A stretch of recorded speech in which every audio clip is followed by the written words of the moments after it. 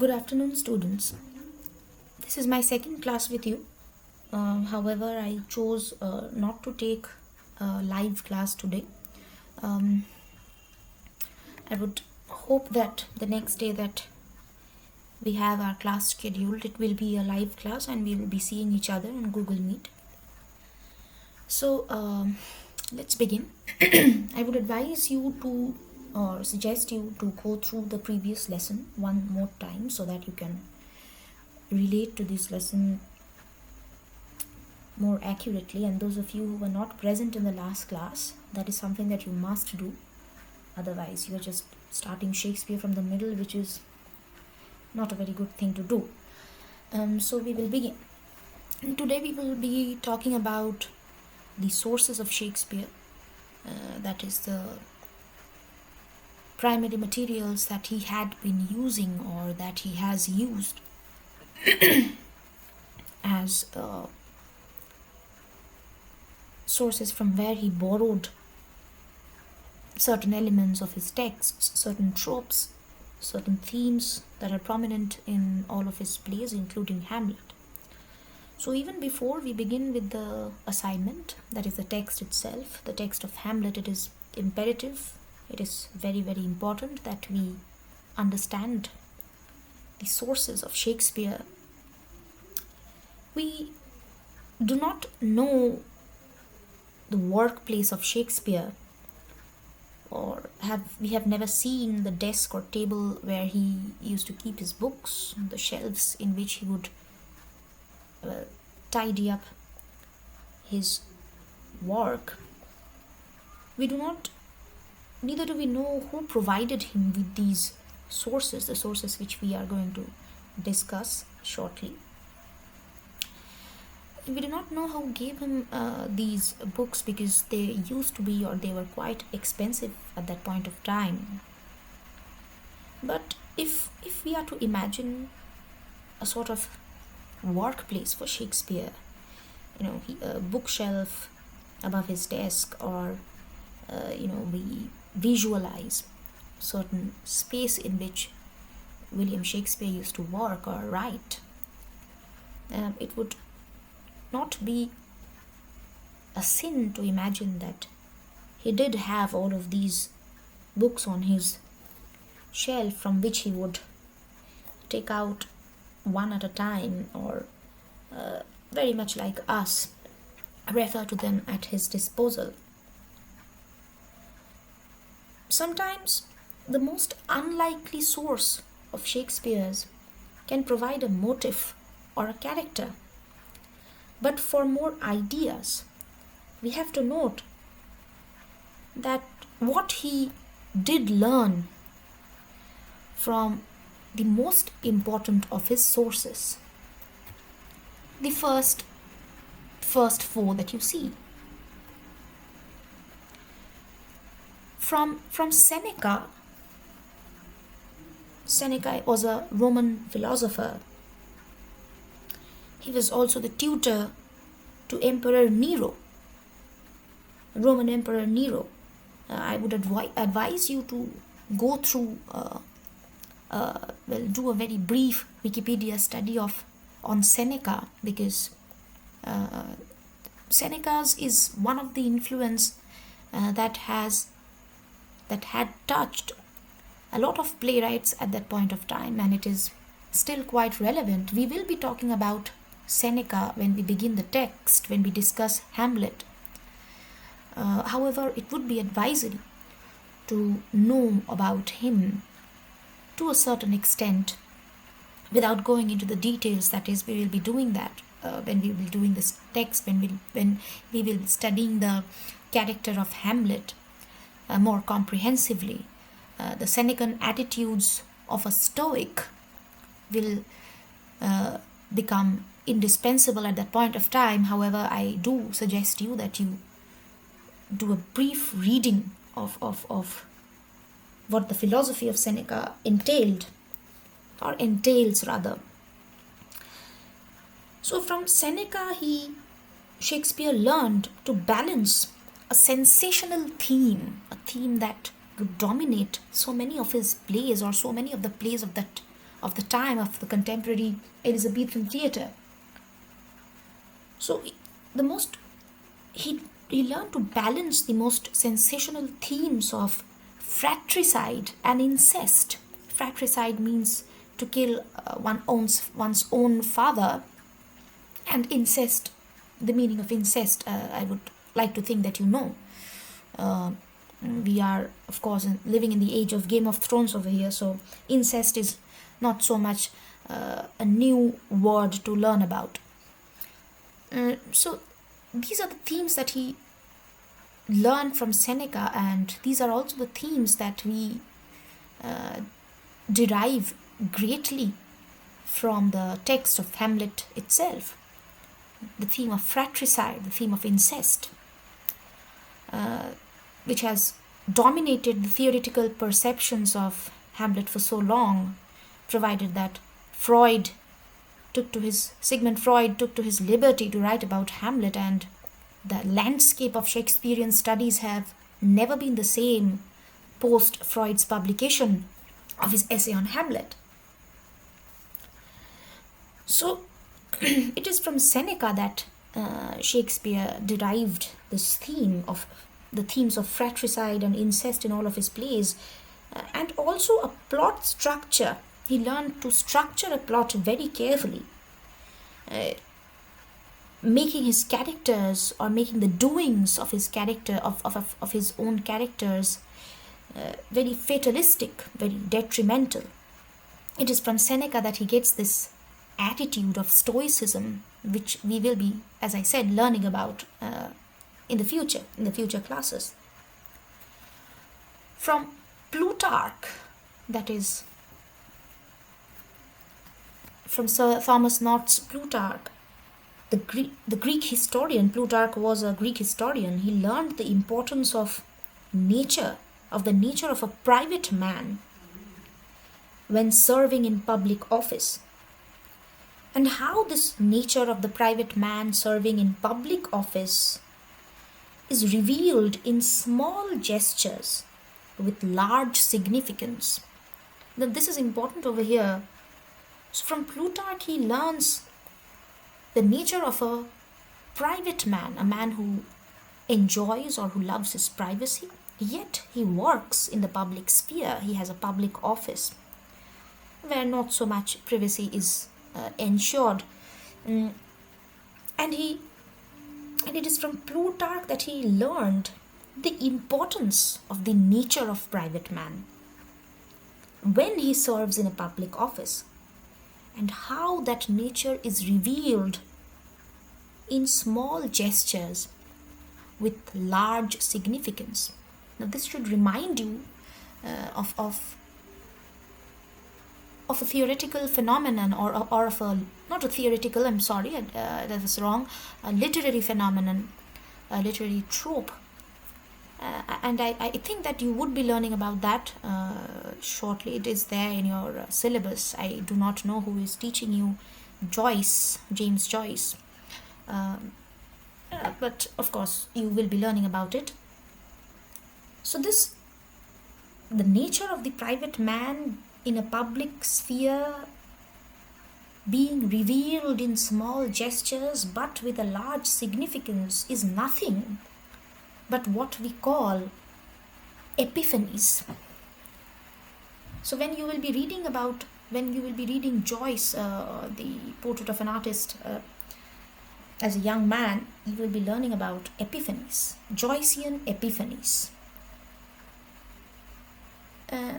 One very significant epiphany that you will find, or you will come across in that novel of Joyce, is when the character of Stephen, the protagonist of the novel, he is quite melancholic at that point of time, as he reflects upon his own significance in this great, vast universe that it is. And he's sitting on the seashore and looks at the sea, and he's looking and everything is the same. He sees a woman, he sees a girl come to the sea, with immersing her feet on the waves of the sea as they thrash against the shore. And he's looking and everything is normal. There's a day, there's the sun shining, the waves are hitting on the shore as usual. There are birds, the shore birds everywhere. And suddenly the woman or the girl lifts her feet. She lifts her feet. And that is when we have the epiphany of choice, or epiphany of the character, that small gesture with a large significance. The significance is, of course, subjective. It is interpretative. Stephen's epiphanic moment signified the subtle ripples in this universe that can cause great changes within your heart, even if it is not in the universe visibly, even if it is not tangible, even if it is not concrete. It changes you, it changes the self, and you are a bit different from when you were just a moment ago. That is an epiphany in very crude terms or in very philosophic terms, but I'm quite sure when you will be learning Joyce, epiphanies are one of the themes that should become a central point of discussion. However, if for certain reasons that is not the case, and you do not come to learn about the significance of epiphanies and why Joyce is often called the spiritual son of Shakespeare, I will be giving you a short lesson on that as well. So moving on, there was another source called Machiavelli. You must have heard of Machiavelli as well. So from Machiavelli, who was a notorious early 16th century political theorist, or from the image of Machiavelli that was present and it still is, he saw what he had already known about the role of deception and immorality in political life. From Michel de Montaigne, the 16th century essayist. Montaigne is also called sometimes the father of the essay. He was a 16th century essay writer, an essayist. From Montaigne, he added to his already operative skepticism, the spectacle character that he already had. From Montaigne, he added to this skepticism a capacity to question received notions about the self, that is you, yourself, or me, myself. From Machiavelli, he learned the nature of the skeptical self and the hierarchical place of human beings in creation.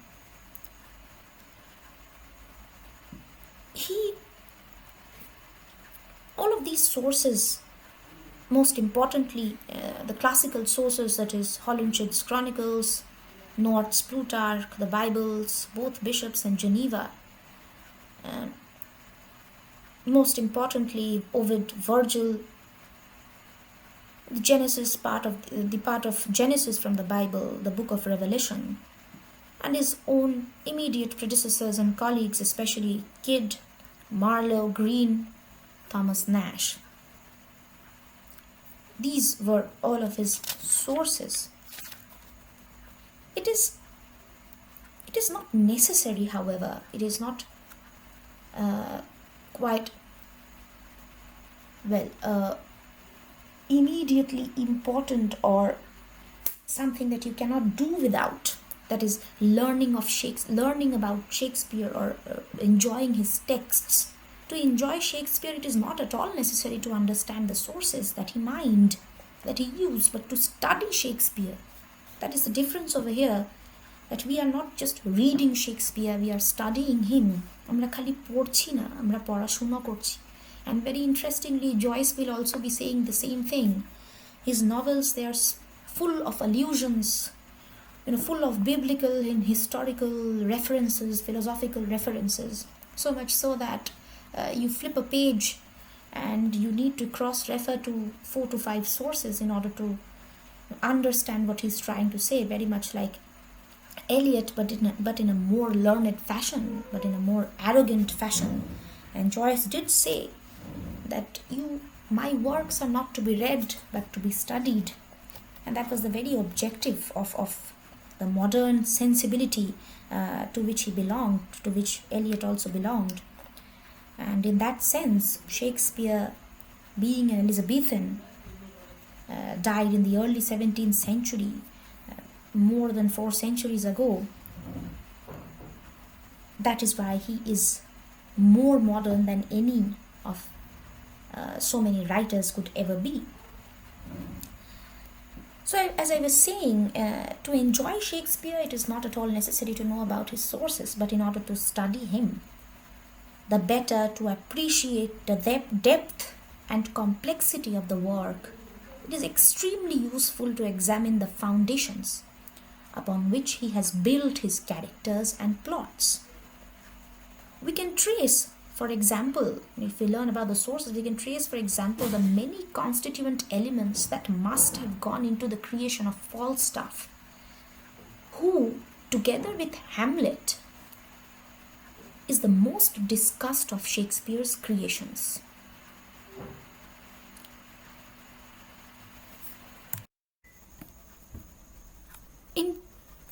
And after learning about these sources, when we come to terms, when we try to think of in terms of giving voice to multiple perspectives, to characters of different ages, genders, colors, ethnicities, that is races, racial belongings, that is religions, and social ranks, Shakespeare is unrivaled. No other playwright then or since makes other selves live while simultaneously concealing his own self or selves, a talent which was described by John Keats later on in a letter that he was writing to his brothers George and Thomas. A talent which Keats describes as negative capability. So negative capability is the ability, is the talent to make others. Why making others? Because he creates characters, right? So he creates others, he makes others, while simultaneously concealing his own self, or so many of his own selves as transpired into so many of his protagonists, not excluding Hamlet, obviously. Hamlet is one of the most authentic self of Shakespeare that we will ever find on pages of books. So just a brief interval over here to, well, not to describe but to explain what is meant by the self and the other. The self is me, if I'm talking about myself over here. And everything that is not me, everyone that is not me is an other. So the self can be the British colonizers, what they think is correct, what they think is right, what they think is civil, and the other are the colonized or the Indians when we were under the British rule. Whatever the self which is at power did not like, whatever the self which is in power thought to be savage becomes the other. Whatever the self does not think to be true becomes the spiritual and superstitions of the Indian others. Whatever the self or the one in power does not think to be true becomes the falsities of the other. Now this is something that this definition or this explanation of the self and the other is from a post-colonial perspective, but Speaking in psychoanalytical terms, the other is that which the self is not. Other is always defined in terms of negativity, while the self is always defined in terms of positivity. I am not. The negative capability then becomes the capability to sustain the self and the other in a negative relation, because it is, of course, a negative relation. Whatever the self is not is the other. Some of the selves also mimic the other. Like we find so many characters in Shakespeare's plays. All of those foreigners and all of those aliens which Shakespeare saw were permeating his country, were coming to his country for trade, for business, for whatever purposes. Shakespeare did not know them. Shakespeare did not know the Africans, as represented in his characters of Aaron, Morocco, and even Othello. Shakespeare did not know the Jews, as represented in the characters of Shylock, of Tubal, of Jessica. Shakespeare did not know French men and French women like the Dauphin, Joan of Arc, Margaret of Anjou. He did not know non-English Britons such as the Irish Macmorris, the Scots Jamie, the Welsh Llewellyn, as well as such other continental Europeans as Spaniards and Italians, including several Antonios that are present in so many of his works.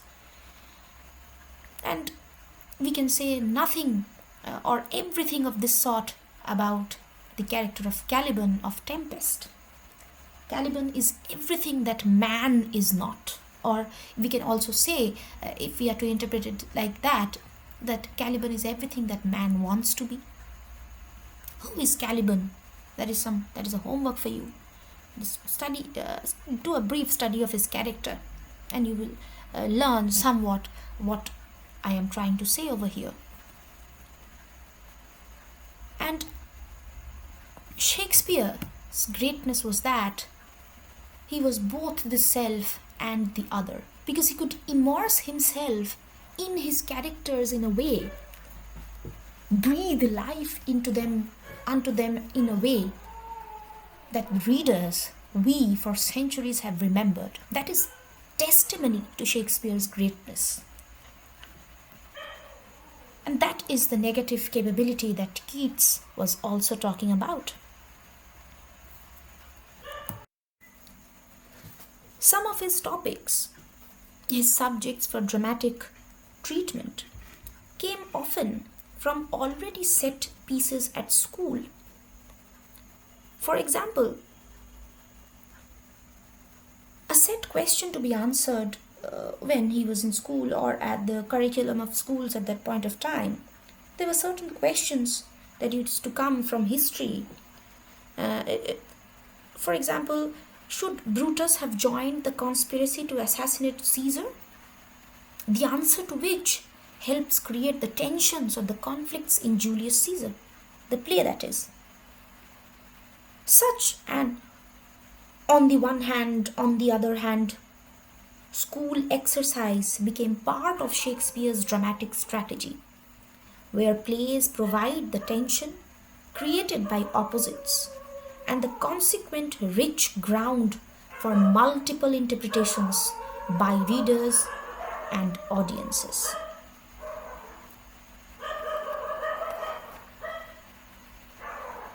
There were also sources in earlier stage productions, including plays about Romeo and Juliet, King John, King Lear, and Hamlet. Marlowe especially provided structures to imitate and diverge from in his plays of a weak king, that is, we can see in Edward II, that was Marlowe's play, and of several extraordinary ambitious characters, among whom are a villainous Jew, which we find in Jew of Malta by Marlowe, and a rhetorical conqueror, Tamburlaine. So all of these are paralleled in Shakespeare's works as well. A weak king can be translated into Caesar himself. extraordinary, ambitious characters. A villainous Jew in Marlowe's Jew of Malta can be paralleled with the character of Shylock in A Merchant of Venice. And we find Marlowe's sources most immediately. Marlowe's inspiration, or some things that he borrowed from Marlowe more immediately, in Richard II, The Merchant of Venice, and Henry V. So these are this is a brief overview that I gave you about Shakespearean sources. This is more or less what you need to know. You will not be getting any in-depth analytical questions on the sources of Shakespeare. However, as I said, that in order to study Shakespeare, it is very much important to understand the sources from which he borrowed his elements and added to it his imagination, added to it his own talent of refiguring, of reconstruction, of historical incidents, of historical strategies and structures of the society of monarchy. He borrowed them and he reshaped them, very much like the owner of a globe can do. Next, we move on to the Elizabethan Theater. I will not speak much about, or I will not show you or will relate to you much about it, but however, I will be sending you certain materials on the Elizabethan Theater, which I expect you to read, and only after reading do you come back to the next class, because I will be definitely asking you questions from the materials that I share with you immediately after my lectures. Mass entertainment today has become ever more layered and fractured as technology provides multifarious ways, myriad ways to take in a film, and of course so many multifarious and myriad ways for Hollywood to make money, and industries to make money as well. Movie theaters now have to compete with home theaters and quote unquote the OTT platforms that we have, and couches, in a way they never had to before, in order to put people in the seats. The attractions of high definition screens and stereo surround sound are not the draw they once were now. They once were, now that individuals can access such technology in their own homes. And stadium seating and chairside concessions don't make up the difference. The appeal of first run films is fading too, now that the movies go to DVD in a matter of weeks and are also available for immediate streaming through a Netflix subscription. All of these technologies, however, whether enjoyed in the cinema or at home, contribute to the moviegoer's sensation of being transported to another time and a place. A journey, moreover, that lasts not much longer than an hour and a half. Hard to imagine in the present scenario.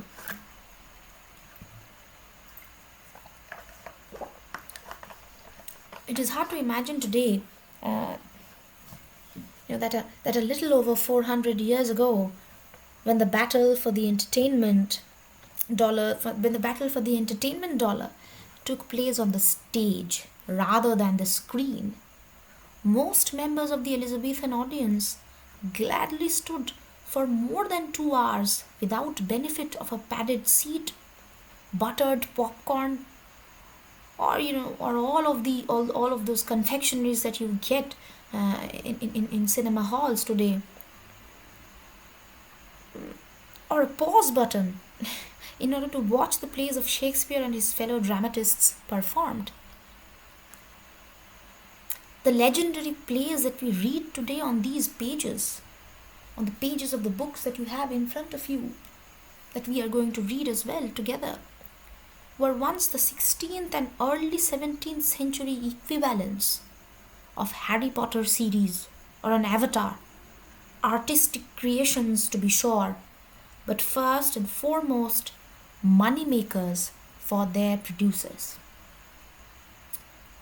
Theatrical performances. You can just go back to my previous class and look at the picture of the globe that I had presented. Theatrical performances in Elizabethan England took place all over the country in a wide variety of venues. As we know from the work of Alexander Gurr, Gurr that is, and others, if we put aside the sites or the places where touring companies like the Queen's Men, as I was discussing of the 1580s, Shakespeare had been himself attached to the Queen's Men, the guild halls and the marketplaces in cities and towns like Norwich, Bristol, Stratford, or the halls of the universities of Oxford and Cambridge, and instead concentrate on London itself, we see that there were five basic performance locales. They were, of course, the inns and inn yards, in large part roofed against the weather and useful, especially during the winter months. The most celebrated of these inns in the history of London theatre were the Bell Savage, the Bull, and the Cross Keys. The latter two, that is the Bull and the Cross Keys, on the same London street. These were the locations most frequently of concern to the mayor and other municipal authorities, as I was also talking about in the previous class, because they were anxious about the unruly crowds and increased chances of plague contagion until 1594, when it was declared by the Lord Chamberlain of the Queen's Court that there would be only two adult companies, his own, that is the Lord Chamberlain's men, which was Shakespeare's group, and his father-in-law's, the Lord Admiral's men, troops that would, upon the succession of King James, be called the King's men and Prince Henry's men, and they would not perform any more in city inns. Theatre then was an essential part of entertainment industry. And as I said, for some it was very lucrative. If a man was an actor, he made a little bit of money. If a playwright, a little more. If a shareholder in the company that put on the play, a very great deal more. And if a householder in the building in which the plays were performed, even more still. And Shakespeare was all of these.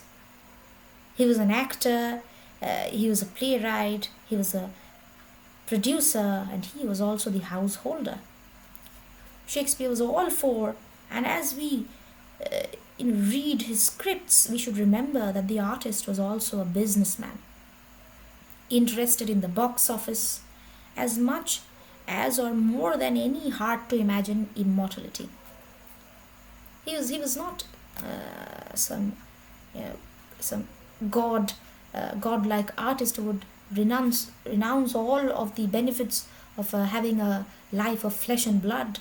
No, he loved the money. He loved the entertainment. He was smart, and he had the talent, and that is why he was able to churn out plays after plays and not make them decline in its quality, in their qualities. Even though there are some less popular plays written by him, however, they do form an essential part of history of English literature, making them, quite important, so much so that they would not be forgotten altogether. Like so many of the plays of his contemporaries are completely forgotten. None of his plays are completely forgotten as such. So there was a smartness behind the business that he was running, and as well as the craft with which he sold his art. The Elizabethan Theater was the forerunner of the multiplex, a collaborative, secular church in which the congregation or the audience, as a congregation in a church, the audience focused on the service before them. And Shakespeare and his fellows focused on both the service and the collection plate. And yet, with all the primary focus on material gain, Shakespeare and his competitors and collaborators were aware of the cultural importance and historical traditions of drama itself. Their own work continued myths and rituals that had begun in Athens and elsewhere more than 2000 years ago. Dr. Samuel Johnson famously said that no man but a blockhead ever wrote for anything but money. But if you watch a film called Amadeus, which is based on the person of Mozart, the famous musician, you must have heard his name. Mozart was partially correct when he said that good health and money were the two most important elements in life. And if you watch the film, you will see that Mozart, the famous harmonist, he was a completely materialistic person, and yet look at the fame that his works have achieved. And yet we also know that just because a work has been commissioned doesn't rule out the presence of beauty and truth, as indeed Mozart's own works reveal. Michelangelo was paid by Pope Julius II to paint the Sistine Chapel, but nobody thinks of the fee the artist earned when she or he looks at the creation of Adam or the expulsion of Adam and Eve from the Garden of Eden. When you look at the ceiling of the church of the Sistine Chapel, Shakespeare's career in the Elizabethan theatrical world turned out to be quite lucrative, but given the many profound reasons for which we read and study A Midsummer Night's Dream, King Lear, The Tempest Today, among so many other plays and poems, including Hamlet, we see that the dramatist who created these works and gained so much material success was nevertheless grossly underpaid. And that is what all that I will say about the Elizabethan theatre of the time, all of the details, all of the architectural idiosyncrasies that you will find that there exist in the study of Elizabethan theatre. I will be sending them to you as a material to aid your understanding. You have to read it in order to understand the technicalities with which the theatres used to work. That is important, because when we read the text, you will find that there are certain misgivings, there are certain impossible actions that are going on. But if you do have the foundational study of Elizabethan theatre, you will find that they are not impossible as a performance, but they were carefully chalked out so that the architectural capacity of the theatre could hold them up with complete authenticity.